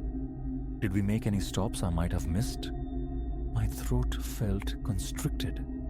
He glanced up, his eyes meeting mine briefly in the rearview mirror. A slow shake of his head. "Nope. Been rolling straight through. No one's flagged me down. No one's gotten off." "Why?" I hesitated, acutely aware of how strange my question must sound. "Oh, I just thought I heard something," I mumbled, the lie feeling clumsy on my tongue. So, definitely no one else boarded after me. Another negative head shake. Next scheduled stops still a ways off. I murmured thanks and retreated, passing Silas again, studying him more closely this time. Definitely young, a shadow of stubble on his chin, no beard in sight, deeply asleep, mouth slightly agape. Nothing remotely resembling the reflected visage. Back in my seat, I tried to regulate my breathing, my palms slick with sweat. I scanned the interior once more. Empty seats, bare floor, nothing amiss. Yet the atmosphere felt altered, charged with an unseen current. Just tired, I told myself, half dreaming. But the image lingered, sharp and persistent. The texture of the beard, the furrowed brow, the unwavering intensity of those eyes. Resolutely, I avoided looking at the opposite window, fixing my gaze instead on the back of Silas's seat. My heart refused to settle. A few minutes crawled by. The bus navigated a corner, and the sweep of headlights from a cross street sent strobing patterns through the interior.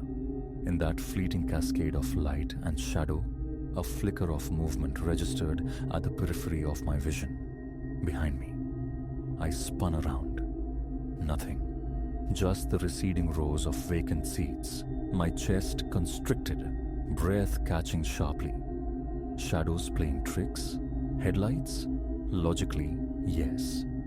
But my skin crawled with a primal certainty that contradicted reason. I fumbled for my phone, seeking refuge in its mundane glow, scrolling through meaningless updates, anything to anchor me.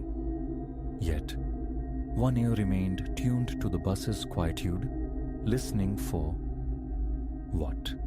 The phone screen felt like a small, inadequate shield. 10 minutes remained until my stop. An eternity. We traversed another few blocks. The bus lurched over a speed bump, the jolt instinctively drawing my eyes windowward again. A habitual glance, first my side, then across the aisle, scanning the reflective surfaces almost against my will. For a heartbeat, nothing unusual. Then abruptly, he reappeared in the far window's depths. The same man, the same thick beard. His stare seemed even more penetrating this time, his expression harder. And then, I swear I saw it. His mouth moved, forming silent words I couldn't decipher, yet felt resonate deep within me. A strangled gasp escaped my lips as my body recoiled. Half rising, I twisted again, desperate to confront the source. Empty. The seat, the aisle, utterly vacant. Silas slept on, oblivious. My own heartbeat thundered, a frantic drum against my ribs. I looked back at the window. Gone. Vanished as swiftly as he'd appeared. That was it. Tolerance snapped. Logic fractured. Whether hallucination or impossibility, I couldn't endure another second in that space, waiting for the phantom face to bloom again in the glass. My hands clenched the seat back in front, knuckles white. My knees trembled, palms sweating. I peered out the window, gauging our location. 2, maybe 3 stops from mine. 3 minutes perhaps. Too long. Safety felt irrelevant. Escape felt imperative. I slammed the stop request button. The electronic chime echoed, stark and loud, in the pregnant silence. Mr. Henderson eased the bus to a halt at the next corner. A desolate intersection marked by a broken streetlight and the dark facade of a shuttered bakery. It didn't matter. I just needed zaw off. The moment the doors sighed open, I hurried down the aisle, eyes fixed forward, deliberately avoiding any glance towards the windows, towards Silas, towards the empty seats that felt crowded with unseen presence. My pulse hammered erratically. Breath came in shallow bursts. My skin felt feverish despite the lingering internal chill. I stepped onto the cracked pavement. The doors hissed shut behind me.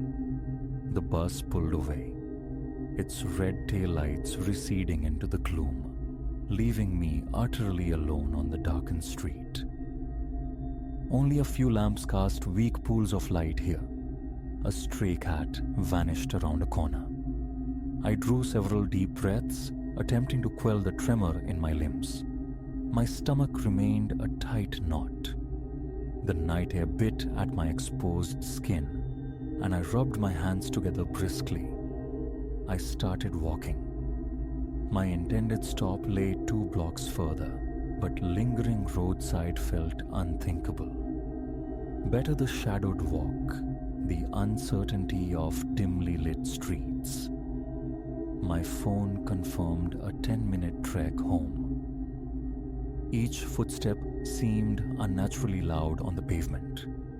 I kept glancing back, propelled by an irrational sense of being watched. My jaw was clenched so tightly it ached. Every Monday night sound, the rustle of debris in the gutter, a distant engine's growl, the low hum of a failing neon sign, snagged at my frayed nerves, making me jump. The overcast sky swallowed the moon, deepening the patches of darkness between the sparse streetlights. That face superimposed itself on my vision. The coarse beard, the severe lines, those piercing eyes. How? The question echoed unanswered in the hollow space the fear had carved inside me. I forced myself onward, one step after another, my back prickling with imagined pursuit. The air smelled of damp concrete and refuse awaiting collection. Breathing remained shallow, rapid. I navigated side streets, seeking shortcuts driven by the primal urge for sanctuary. Finally, the familiar silhouette of my building emerged at the end of the block, the amber glow above the entrance a welcome beacon. My pace quickened. At the door, my keys slipped through sweaty fingers. I paused, took a steadying breath, tried again. The click of the lock engaging as I shut the door behind me was the sweetest sound I'd heard all night. Shoulders slumped in partial relief, I leaned against the cool metal, heart still racing, mind abuzz. Up the stairs, down the hall, another lock turned. Inside my apartment, my bag dropped to the floor with a thud. Throat parched, I went straight for water, gulping it down, the cold liquid a small comfort. My body remained taut, hands unsteady. No TV, no music. I just stood at the kitchen counter, trying to process the inexplicable. Hallucination born of exhaustion? It felt too visceral, too defined. That face remains etched in my memory, vivid and unsettling. I never saw the bearded man's reflection again. Mr. Henderson, on the few occasions I saw him driving afterwards, never mentioned anything unusual. I never asked. For a long time, I avoided the last bus, opting for earlier journeys or alternative routes. I possess no explanation, only the certainty of the experience, the chilling residue it left behind. Whenever the memory surfaces, the cold prickle returns, my stomach clenches. Fleeing the bus early might seem cowardly, but remaining felt untenable, adrift with that silent, watchful presence. Proof is irrelevant. Belief is unnecessary. It was real for me. It still is. And that is why, even now, I shun empty night buses. I'll take the crush of a crowd over the solitary vigil, over watching my own reflection, waiting, always waiting for an impossible face to stare back from the darkness behind me. Sleep comes easier that way, but the memory of his eyes remains, a sight I never sought and pray I never encounter again.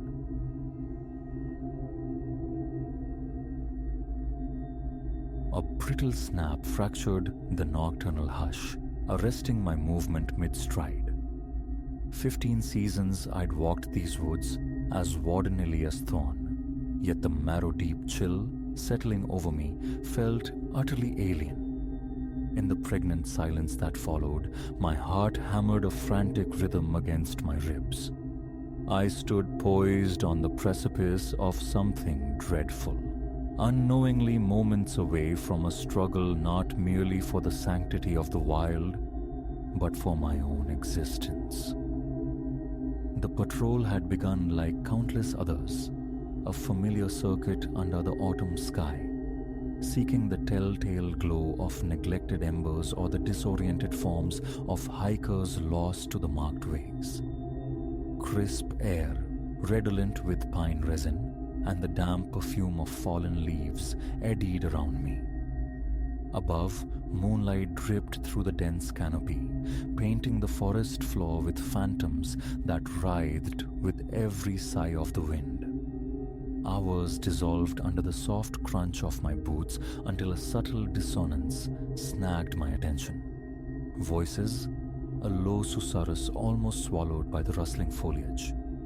My fingers brushed the radio clipped to my belt, a reflexive gesture, but caution stayed my hand. Campers, perhaps, lingering late. No need for alarms just yet. Drawn by an insistent curiosity, I advanced, each footfall measured, deliberate.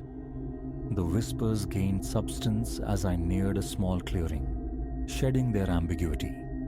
No campfire camaraderie colored these tones. They were clipped, furtive, punctuated by a sound that sent ice through my veins. The cold, mechanical snick of metal engaging metal. A firearm.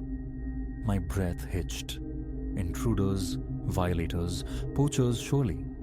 Reports had surfaced, whispers of incursions, but never this deep within the sanctuary's heart. Behind the broad sanctuary of an ancient oak, I risked a glance. The sight twisted my gut. 5 figures, silhouettes stark against the moon-dappled ground, clustered around the fallen majesty of a great stag. Rifles, potent and dark, leaned nearby. The creature's crown, antlers that would command a king's ransom in illicit markets, was already brutally severed.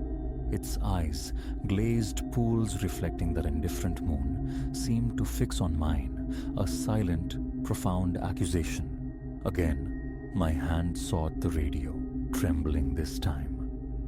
An imperative screamed within me. Report. But beneath my boot, a treacherous twig gave way with a sharp crack that echoed like a thunderclap in the profound quiet. 5 heads jerked towards the sound. A frozen tableau held for a single stretched heartbeat. Then chaos detonated. "Who goes?" A harsh voice barked, a rifle swinging violently in my direction. Instinct obliterated thought. I fled. Lashing boughs clawed at my face as I plunged into the dense undergrowth, the heavy thud of pursuing feet terrifyingly close. My breath tore raggedly in my chest, legs burning with protest, yet primal fear propelled me onward. A shot exploded nearby, the projectile whining past, splintering bark scant inches from my skull. I ducked low, stumbling on the treacherous terrain, and pitched headlong down a short, steep bank, a tangle of leaves and detritus clinging to my clothes and hair. Winded, momentarily stunned, I lay amongst the leaf litter. The poachers' voices, nearing, spurred me upright, a sharp pain lancing my side from impact with a buried stone. Outrunning them was impossible. Evasion was paramount. My gaze snagged on a decaying cradle of wood nearby, a hollow log. Desperation dictated the move. I scrambled, writhing into the cramped, damp confines just as cones of artificial light sliced the gloom outside. "This way he went," barked the gruff voice. "Fan out. Find the warden." I held my breath, shrinking deeper into the log's embrace. Clammy leaves and unknown debris adhered to my skin, but stillness was my only shield. A beam swept across my refuge, lingering, probing the shadows. I sent a silent plea into the darkness. "Not here." A voice muttered, unnervingly close. Could have circled back. Another voice, sharp with impatience, cut in. "Forget it. We clear out now, before the cavalry arrives." The sound of their receding footsteps faded into the wood's nocturnal symphony. Disbelief warred with caution. I remained entombed, counting the slow passage of minutes, each stretching into an eternity. Only when an unbroken silence had reclaimed the forest for a solid 10 minutes did I cautiously extricate myself. Muscles screamed in protest as I straightened, stiff and sore. Taking stock, I realized panic had carried me further than intended. The makeshift camp lay a mile or more behind me, opposite the direction their search had taken. My radio felt blessedly solid in my hand. I prayed. The tumble hadn't silenced it. Dispatch, this is Warden Thorne, I whispered, the words urgent. Code 10 situation, Sector 7. Multiple armed individuals require immediate assistance. A burst of static, then a calm voice acknowledged. Acknowledged, Thorne. Units en route. Your status? Succinctly, keeping my voice hushed against the lingering possibility of nearby ears, I relayed the grim discovery. Even as I spoke, a resolve hardened within me. They couldn't simply vanish, not after this desecration. Yet confronting 5 armed men alone was suicide. Maintain your position, Thorne, the radio advised. ETA for backup is 20 minutes. Prudence screamed agreement. It was the sensible path. But 20 minutes felt like an age, ample time for the poachers and the grisly prize to melt away. Negative, dispatch, I countered, my voice firm despite the tremor beneath. Tracking suspects eastward towards the old logging trace. Will maintain distance and provide updates. Ignoring the crackled objections, I pushed off, following the direction the men had taken. Adrenaline ebbed, leaving behind a landscape of aches and bruises. Each step jarred, but a potent cocktail of duty and cold fury fueled me. Fury at the violation of this place I was sworn to defend. I moved like a wraith through the timber, ears straining. Soon, a low guttural rumble reached me. Engines, vehicles staged on the logging road. My pace quickened, heart pounding anew. I had to intercept them. Reaching the fringe of the woods, I discerned the hulking shapes of 2 pickup trucks. The men were hastily stowing equipment, their voices low but charged with tension. Should have found that warden, one grumbled. Bet he's called it in by now. Quiet and load faster, another snapped. We'll be ghosts before anyone gets here. I needed to stall, to buy precious minutes for the approaching backup. My gaze fell upon the truck's tires. An audacious thought sparked. Risky, but necessary. Staying low, I skirted the clearing's edge, circling behind the vehicles. Their focus remained inward, consumed by the urgency of their escape. My pocket knife felt small, but potent in my hand. A deep breath. Then I darted from cover. The first tire yielded with a soft, protracted sigh of escaping air. I moved to the second, then the third. I was slicing into the 4th sidewall when a sharp cry erupted. There! Stop him! I didn't hesitate, didn't look back. I ran, weaving a desperate pattern through the familiar trees as slugs tore through the air around me. The forest, my ancient ally, was my only shield now. Gasping, I found sanctuary behind a substantial boulder. The sounds of pursuit were close, yet hesitant. They'd lost me in the labyrinthine dark. Come on out, Warden, a voice called, laced with false conciliation. Let's just talk. As if. The image of the slain stag flashed in my mind. Talk wasn't on their agenda. Contemplating my next move, a new sound pierced the night, rising above the forest's murmur. Sirens, ascending, converging, back up, and by the volume, they weren't arriving subtly. A volley of curses split the air, followed by the frantic crashing of bodies fleeing through the underbrush. They scattered like startled quail. I leaned heavily against the cool stone. A wave of bone-deep weariness mingled with relief flooding through me. It was ending. As pulsing strobes of red and blue painted the trees, I emerged, hands raised, identifying myself to the arriving officers. Concerned faces and rapid-fire questions surrounded me moments later. But my attention was fixed on the trucks, where my colleagues were already meticulously documenting the scene, securing the poacher's plunder. Among the tagged evidence lay the regal antlers, severed from the stag I'd encountered. Its death, though tragic, would not be unanswered. Justice awaited its killers. Guided towards an ambulance for assessment, exhaustion ward with a quiet sense of triumph. Tonight, the forest breathed easier. As for me, future patrols, I suspected, would carry a sharper edge, a departure from the routine. And that was right.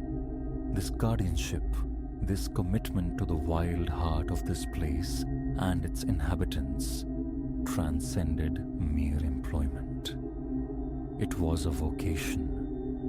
And whatever shadows stirred in the deep woods, I would remain, ready to answer its call.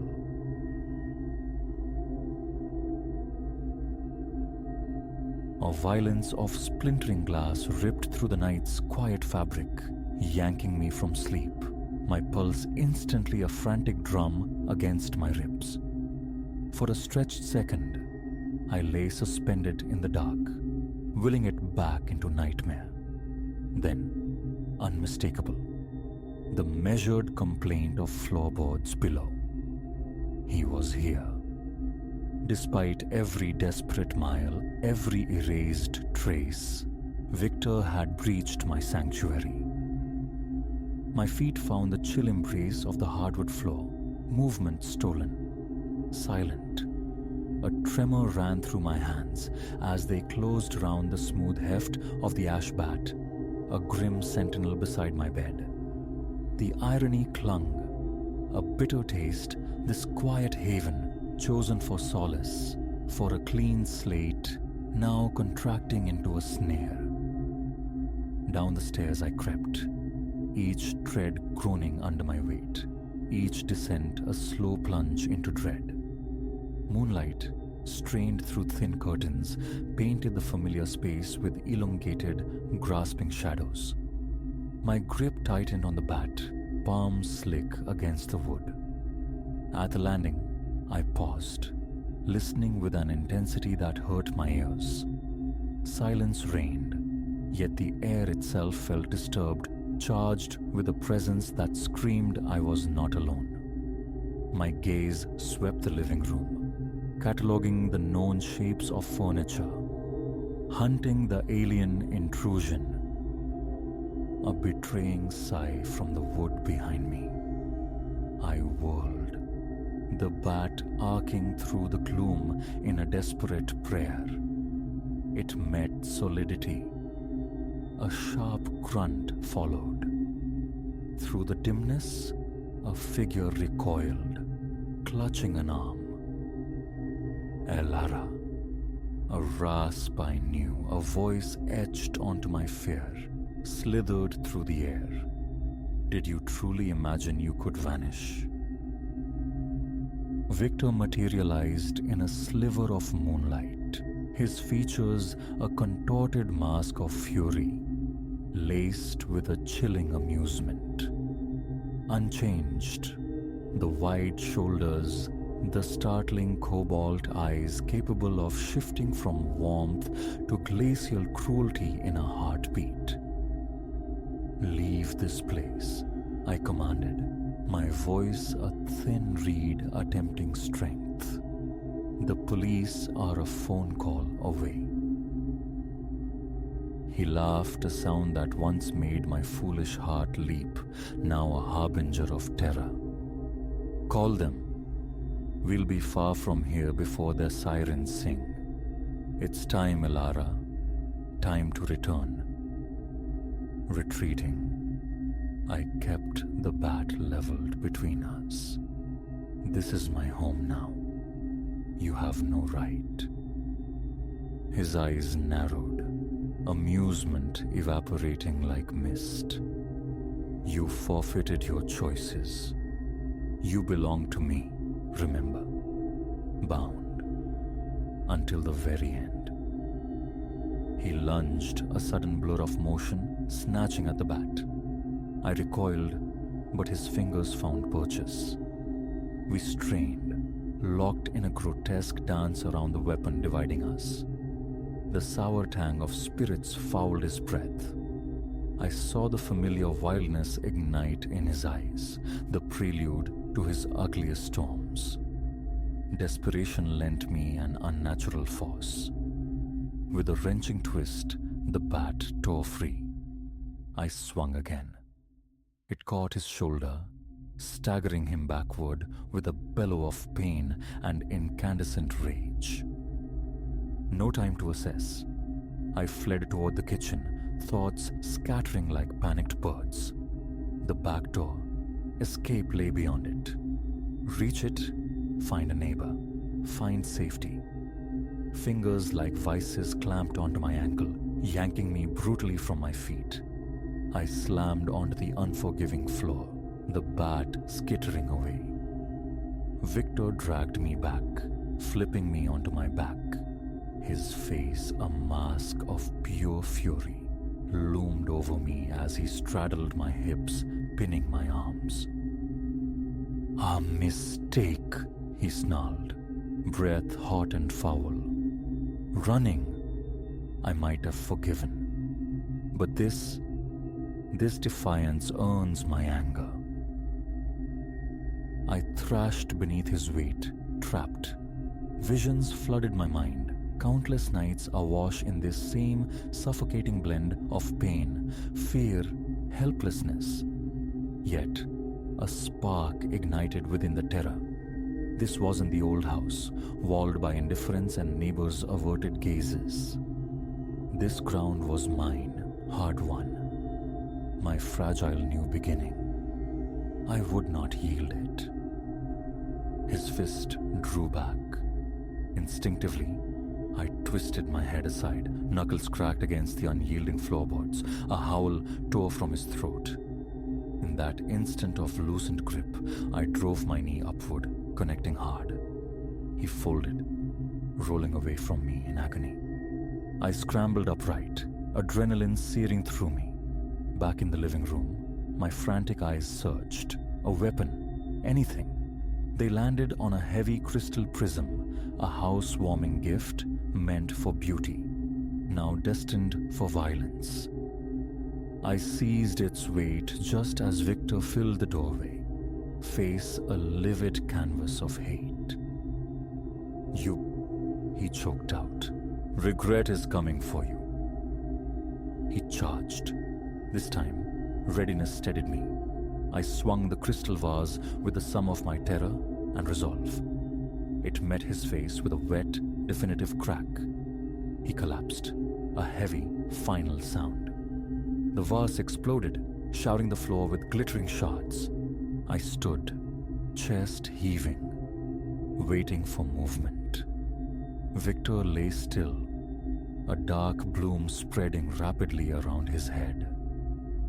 Nausea surged hot and sharp.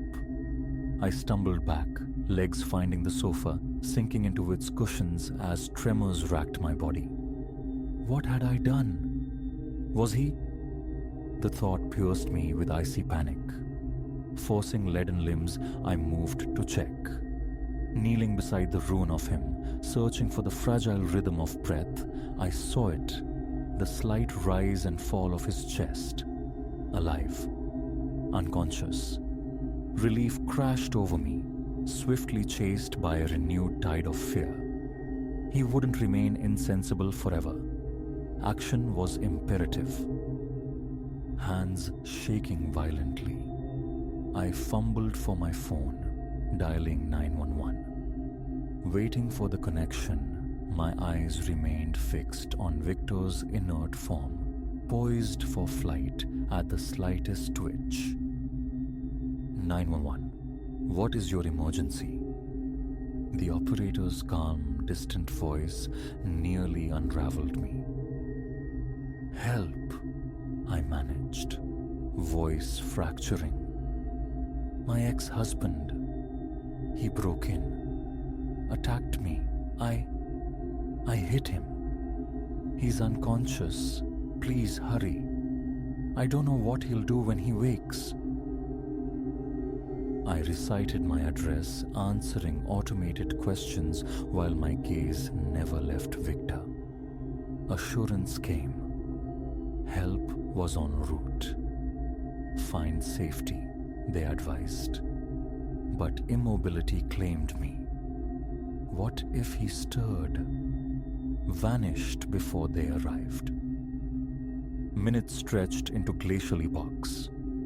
Distant wails grew into insistent screams. Closer now. Victor groaned, a low animal sound beginning to stir. Fresh panic seized me. I backed away, scanning again for defense. Before he could regain full awareness, flashing red and blue light flooded the room. Car doors slammed, heavy boots pounded onto my porch. A ragged sob escaped me at the authoritative knock. Police, anyone inside? I flung the door open. Two officers stood framed there, hands near the holsters, their professional eyes instantly assessing my torn state. "Ma'am, are you all right?" one asked sharply. "Where is he?" I pointed, wordless, towards the living room. "There, waking up." They moved past me with swift purpose, securing Victor before he could fully comprehend. As one officer applied handcuffs, the other turned back to me. "Are you injured? Need paramedics?" I shook my head, though the delayed shock now registered the burgeoning aches where I'd met the floor. "Okay, just shaken." More uniforms arrived, an ambulance crew trailing. The subsequent hours dissolved into a fragmented montage of questions, forms, repeated narratives. I watched numbly as they maneuvered Victor, face swollen and bloodied, into a patrol car. For a fleeting moment, as they guided him into the back seat, our eyes met. His gaze held pure, undiluted hatred. This chapter, I knew with chilling certainty, was far from closed. Dawn began to bleed colors of bruised plum and hesitant cold across the sky. I found myself on the porch steps, wrapped in a borrowed blanket, a mug of tepid coffee forgotten in my hands. An officer, Reyes, I thought his name was, sat nearby. "We'll keep a unit close by for a few days," he was saying softly. "And I strongly advise pursuing a protective order immediately."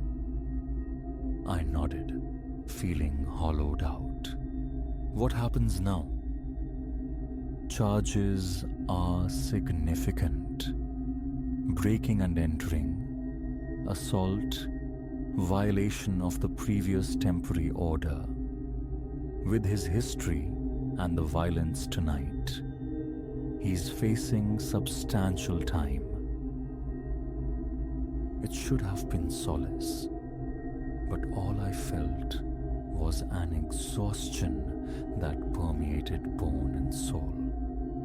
"He gets out eventually," I stated, the words flat, devoid of question.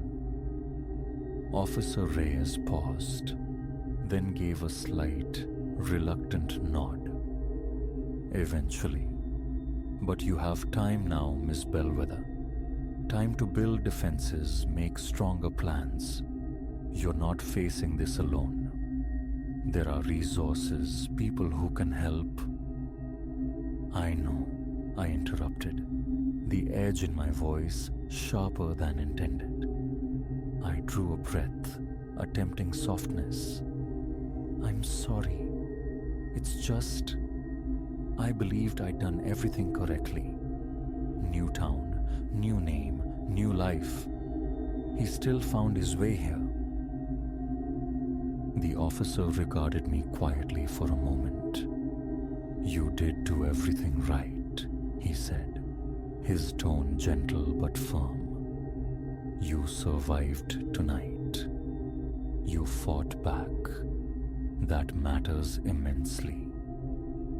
My gaze drifted over the small front yard toward the waking neighborhood. A dog barked down the street. A jogger waved brightly, blissfully unaware of the night's terrors. "I won't run again," I heard myself say, the conviction surprising even me. This is my home. He doesn't get to steal this too. Officer Reyes nodded, a flicker of approval in his eyes. "Good. Stand your ground, but accept the help offered. Stay aware, yes, but don't let fear dictate your life." As the sun climbed, painting the horizon with fierce strokes of rose and gold, something unfamiliar stirred deep within my chest. Not hope, not yet, but perhaps its precursor, a quiet, steely resolve to reclaim what was mine, my safety, my sanity, my peace. Victor had found me once, the threat remained, but I was altered now. I had endured, I had retaliated, and I would continue to fight, to endure, for however long it took. This quiet refuge, this nascent life, it belonged to me, and its defense had just begun.